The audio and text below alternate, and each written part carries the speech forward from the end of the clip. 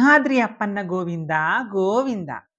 సింహాచల క్షేత్రము పురాతనమైనది, ప్రసిద్ధమైనది కావడం వల్ల ఎంతోమంది కవులు ఈ క్షేత్ర మహత్యాన్ని వివరిస్తూ అనేక రచనలు చేశారు. వీటిలో ఒక స్థల పురాణము, కొన్ని వచనాలు, 2 కావ్యాలు, 5 శతకాలు మాత్రమే కాకుండా ఒక దండకము, 5 అష్టకాలు కూడా ఉన్నాయి. స్థల పురాణము. స్కాంద పురాణములో జగన్నాథ క్షేత్ర మహత్యం తరువాత 32 అధ్యాయాల్లో సింహాచల స్థల పురాణం చెప్పబడింది. క్లుప్తంగా స్థల పురాణాన్ని తెలుసుకుందాము. శ్రీ మహావిష్ణువు తన ద్వారపాలకులైన జయ విజయులను సనక సనందులనే మునులను లోపలకు రానివ్వకుండా నిరోధించినందుకు రాక్షసులుగా పుట్టమని శపిస్తాడని, విష్ణువు శాపం ప్రకారం జయ విజయులు హిరణ్యాక్ష హిరణ్యకశిపులుగా జన్మించి ముల్లోకాలను ముప్పు తిప్పలు పెడుతుంటారు.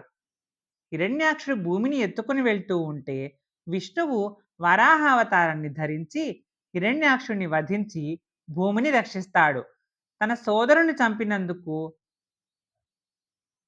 తన సోదరుడిని చంపినందుకు హిరణ్యకశిపుడు విష్ణువు మీద పగ సాధించాలని బ్రహ్మను గురించి తపస్సు చేసి వరాన్ని పొంది అసాధారణ బలసంపన్నుడై దేవతలను మునులను హింసిస్తూ ఉంటాడు. హిరణ్యకశిపుని వారి నుండి వీరిని రక్షించడం కోసం విష్ణువు సుముఖుడనే తన సేవకుణ్ణి హిరణ్యకశిపుని కుమారుడైన ప్రహ్లాదునిగా జన్మింపజేస్తాడు. ప్రహ్లాదుడు పుట్టినప్పటి నుండి విష్ణు భక్తి కలిగి ఉంటాడు. హిరణ్యకశిపుడు ప్రహ్లాదుని విష్ణు భక్తిని మాన్పించాలని నయాన భయాన చెప్పి విఫలుడై చివరికి ప్రహ్లాదుని చంపించడానికి ఏనుగులతో తొక్కించడము, విషనాగులతో కరిపించడము, ఇలాంటి పనులన్నీ చేస్తాడు. విష్ణువు ప్రభావం చేత ప్రహ్లాదుడు ఎలాంటి ఆపదలు కలగకుండా క్షేమంగా ఉంటాడు. హిరణ్యకశిపుడు చివరి ప్రయత్నంగా ప్రహ్లాదుడిని సముద్రములో తోసి అతని మీద పెద్ద పర్వతాన్ని పెట్టమని తన సేవకులకు ఆజ్ఞాపిస్తాడు. సేవకులు ప్రహ్లాదుడిని సింహాచలం కొండ మీద నుండి తోసి అతని మీద ఆ కొండను పడవేయాలని ప్రయత్నిస్తూ ఉంటారు. ఈలోగా విష్ణువు సముద్రంలోకి దూకి ప్రహ్లాదుణ్ణి సముద్రంలో నుండి ఎత్తుకొని రక్షిస్తాడు. ఆ విధంగా బ్రతికి బయటపడిన కుమారుడిని చూసి హిరణ్యకశిపుడు కోపంతో నీ హరి ఎక్కడున్నాడో చూపించు అని దగ్గరలో ఉన్న స్తంభాన్ని బద్దలు కొడతాడు.